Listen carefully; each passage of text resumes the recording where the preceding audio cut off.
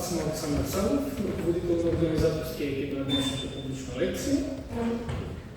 Организирахме в продължение на близо един месец. Доста усилия положихме. Това е една от първите ни по-големи прояви, тъй като сме сравнително млада организация. Студентския правен клуб възникнахме преди една година и нашата дейност е насочена основно към публичното право и някои аспекти на търговското право. Стараем се да организираме събития, които да бъдат полезни както за студенти по право, така и за практикуващи юристи.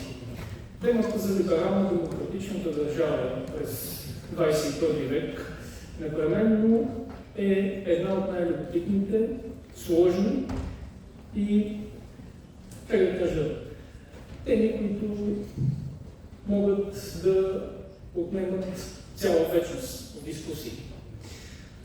Сложна тема и много дълбока.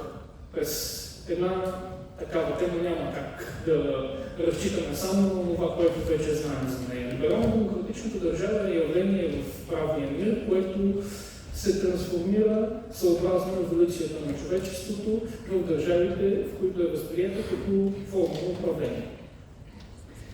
Няма да губя повече време, директно ще пристъпя към представяне на човека, който ще ни запознае с един нов прочит на либерално-демократичната държава, който да ни даде ясна представа какво представлява тя през 21 век и как тя се е променила, как е еволюирала и как вече тя не е това, което сме свикнали да четем в книги.